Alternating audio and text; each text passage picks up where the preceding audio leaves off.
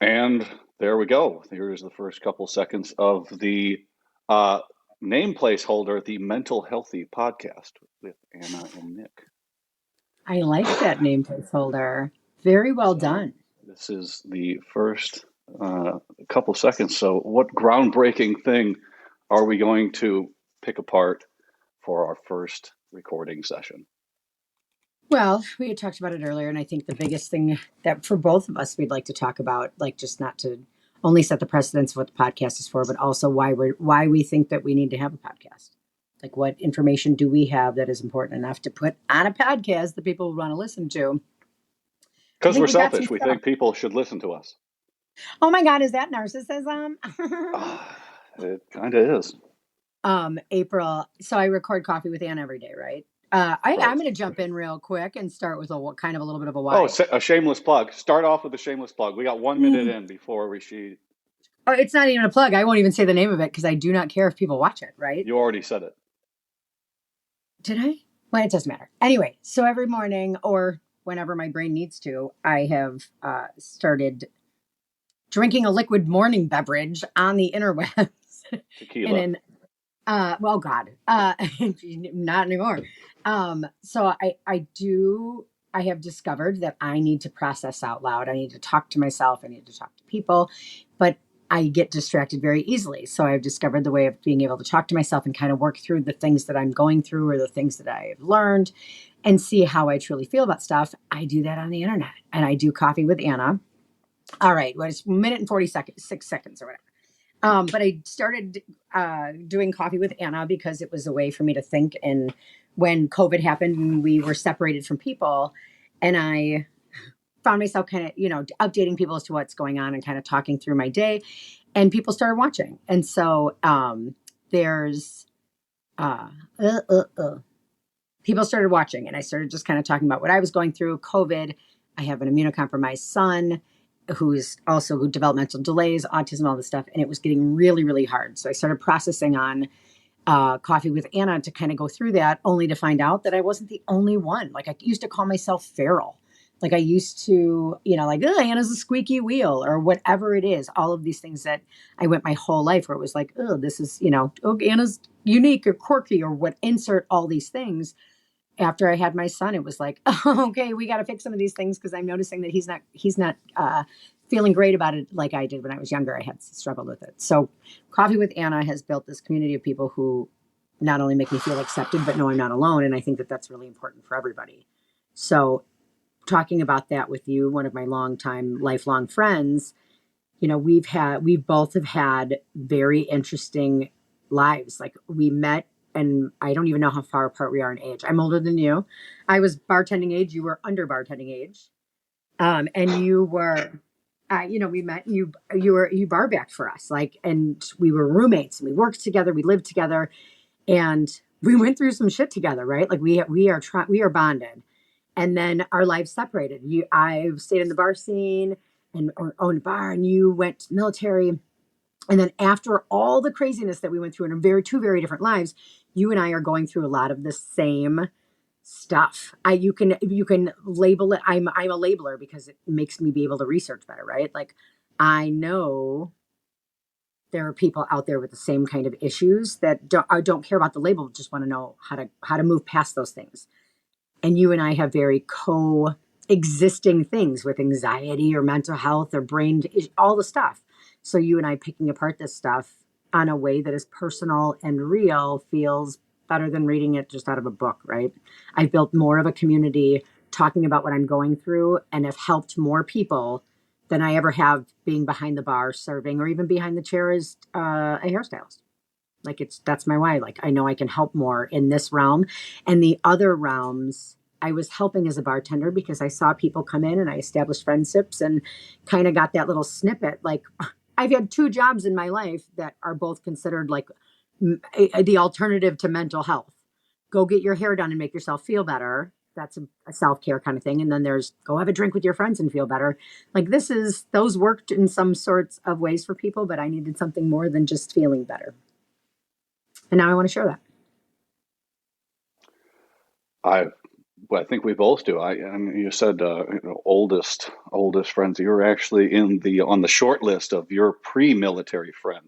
There's very few of Yeah. those people still around. I think it's probably single digits of pre-military friends, or people that I definitely Listen, ones that I still talk stand in to. the test, stand in the test of time our friendship is.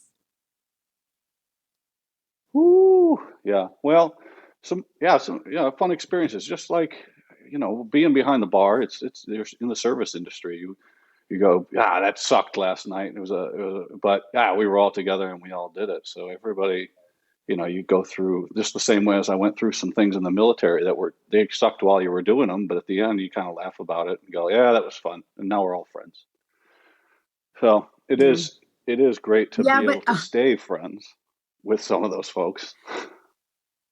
but to speak to that, and a very pertinent why we do a podcast, like, do you remember a few months ago when I was like, Nick, I don't know if you've realized about this yet, but I think that we might have a trauma bonded friendship where, like, Is that how I talk? apparently, no, this is me talking to you in the realization voice of like, Nick, Is this you doing an I, impression of yourself? yeah, yeah, there's Okay, lots of got it. voices. It's fun in a podcast. It's even funner to watch. Um, I'm like, Nick, I think we have a trauma bonded friendship. Like, I would drive 120 miles an hour to get to you, even if you didn't say to do that, and you would do that for me. But like, my husband won't do that. Like, my husband's like, I'm not doing that. I'm like, wait, that's not how you're supposed to do it. Like, we have a miscued way of being a friend because we were squeaky wheel kids that bonded with this way out of a playbook that was a little different than other people's, I think. It was. I have a list of people that I say I'd get on a plane for. Um, I think I say it's a short list of people, but it's probably a huge list because I would probably get on a plane for just about anybody to save their life or anything like that. So, but What there's I wouldn't do. the top there's people that move towards the top of that list. And unfortunately, I lost one of those people 2 months ago or a month and a half ago. So I did everything I could, but wouldn't have mattered in the end anyway. But yeah, some of those friends. So I'll touch on. Let me just pick up why I want to do this outside of uh, the practice. This is practice for getting into that flow state that I want to get into, the stream of consciousness of talking things out and being able to just seamlessly speak in front of people, in front of the camera, motivational speaking and things like that. But the real reason is I feel like after getting out of the military and sort of finding my way finally, which has taken a while, hopefully it sticks, but sort of finding my way is that I owe I owe a debt that I will forever repay. And then I think Master Sergeant Alvarez said it best when he went to Ranger School at 42 years old, and he said, "I'm a Green Beret, and you earn your Green Beret every day."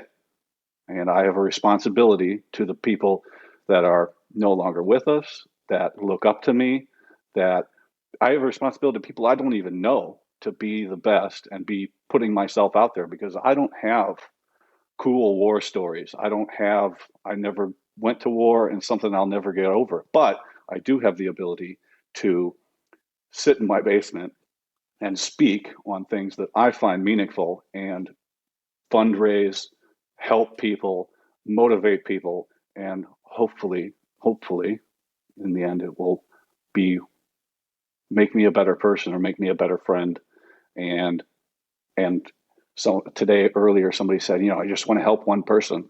I want hopefully my voice to help every person that my voice can touch, and Mm. that's why I want to do this. I have a responsibility to try to be the best I can every day. And if you try, there is no try, only do, right? Yoda said that, but at least taking steps in the right direction. Yeah. Um, I get caught up on that, like, my brain gets so overwhelmed by like big pictures. Like, I can see a big picture, but then when it gets past my brain's point, it gives me anxiety, right? And it's like, I want to help everybody. I want to change the fucking world, right? But then I have to remember that, like, I can't control things. I can't control other people. I can be consistent, and I can know what my goal, know what my plan is, know the person I am, and keep going, right? Like, I want to help everybody, and I'm grateful to anybody that watches Coffee with Anna, which is the most consistent way that I feel like I've helped ever. And I know that just from that, the one or two people, one or two people in person or actually calling me and saying, I need help right now.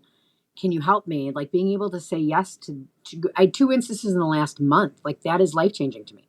Where not only like you and I talked about selflessness and selfishness, it's like I selflessly help because selfishly it makes me feel better.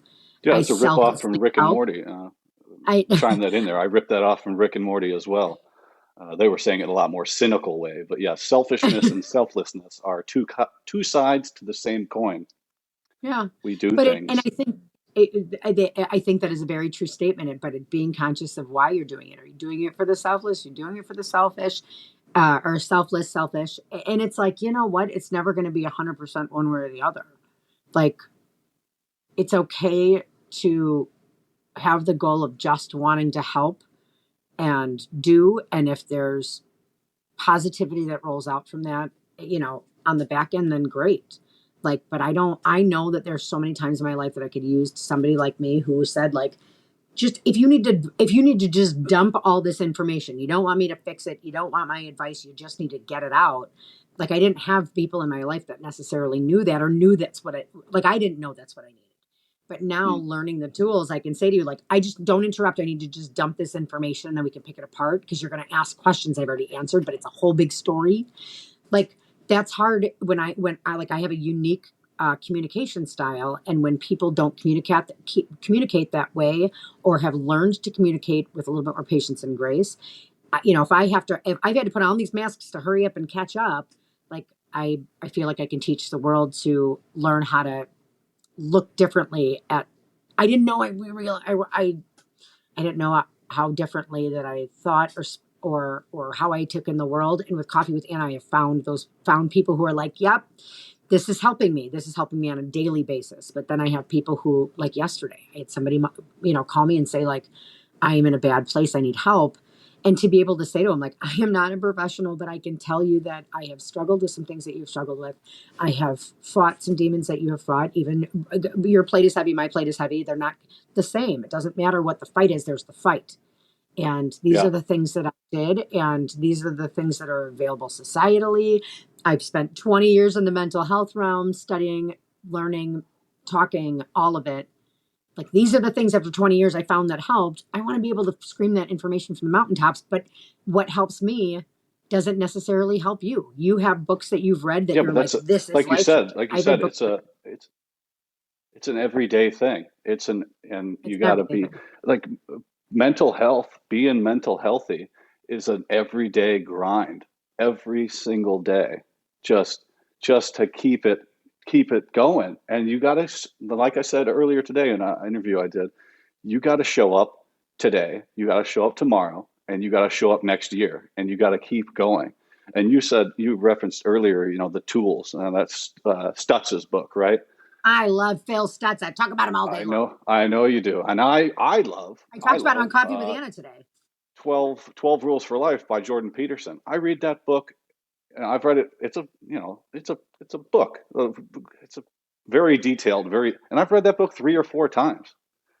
You know, and it helps me out. You got to find what helps you out, and if we can be something that helps somebody out and be there and step up and be like, oh, yeah, they got another. I want to listen to that, or I want to hear what they have got to say, or some stupid one. It could just be one line of motivation, um, that somebody goes, yep, that's that's a good takeaway. Mhm. And Well, and I used if we're not stepping up and we're not doing it, then I think that's a disservice to both of us.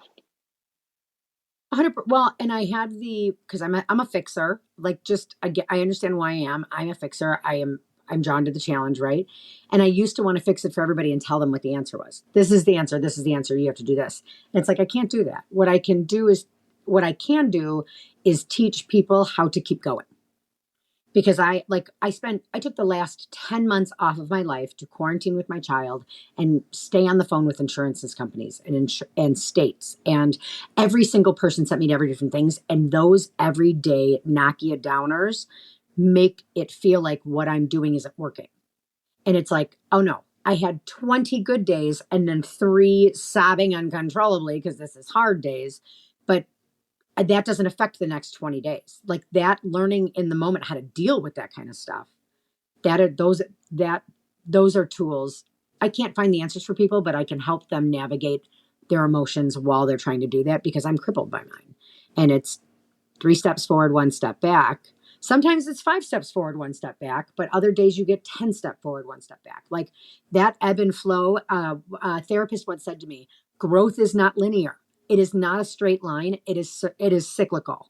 You are going to go and you're going to come back and you're going to go and you're going to come back. Yeah. But I didn't Yeah. like that reference because it meant that I was going to go all the way back, right? Like a Well, circle goes all the way back. So I uh, like, I, I think real growth is when you're tired of your own shit. I heard one of those oh God, I'm so tired of my own shit. when I've heard that motivation, like some of those stupid memes. It's like real growth is when you're tired of your own shit. And I went, uh, Damn it. Damn it. Well, that is, I can't. So somebody, it is very hard because I explained in I Coffee with Anna, I have guilt. Like you had said that you have guilt because you were trained to be this military specialist, and then you didn't get to physically use all of the talents that you learned, and that feels wasteful, and it gives what's the word I'm looking for? Guilt, right? I have guilt because I literally have people who reach out to me about either being overweight or having problems with alcohol, and I was given a gift of just my brain deleted them. And so my giving up those things is not perceived difficult. I'm smaller and I don't drink because I don't need to. So that's better when in reality, I'm 120 pounds lighter than I was. My ligaments are giving out. I don't have any nutrition. My brain is surviving on the fats I created in my 20s on Captain Morgan. I Social situations are even more awkward than before because I don't have the ability to have a shot. But it's like my brain knew that if I kept going down that path, I wouldn't have survived it. So I have the guilt of like people are physically trying to break that addiction and can't. And asking me like, how did you do it? And it was like, that wasn't the hard part for me. The hard part is now I'm in this situation where I can't mask it. And I have to look at all the stuff and I have to deal with every single thing that made me run away. And it is debilitating. I would have been in the hospital 20 years ago at this point in the emotional dysregulation that I have, but because of the tools that I've learned, I the have tools, not had to do that. The tools. the And tools, tools might not work for that person that I recommend it to. And the 12 rules of life, what was your 12 book? rules for life. Yes. Yeah, like that might not work for somebody else, but you and I being able to say, like, okay, these work for us. What else is working for other people? And being able to open that door to conversations because sometimes when people find the thing that only works for them, this worked, this is it, this is it, this is it. Somebody else reads it, doesn't get the same message, and then gets discouraged. I can't do it. Like I had that whole thing, that whole struggle with religion in general. Like Oh, I'm, that's a it's a talk whole, for that's a whole, that's a but whole nother pick but that it, apart. But yeah, but no, being I able to mean, get what past is it? that. Sergeant Major Reese he said, that there's a lot of ways to skin a cat, but you go away for 20 minutes, come back, that damn cat's going to be naked. 6 in one hand, 5 in the other. Wait, half a dozen in the other. Yeah.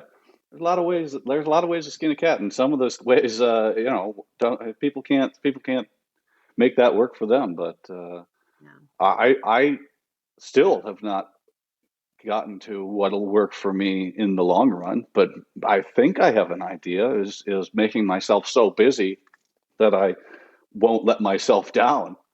Uh, Oh, yeah, I've tried that. uh, I'm, but I'm a that's why I'm here. stress. I mean, this is my second interview today. I'm so popular. Um, I'm not gonna lie. That's pretty awesome. I don't Yeah. have a quip. I don't have a You quip. don't. That's all I, right. I think we have basically outlined why we want to do this, and going into that, and as we said, we're going to do our first tester session at 20 minutes, and we got about 22 seconds left on that. Anything? so Any last thoughts before we sign off for the day?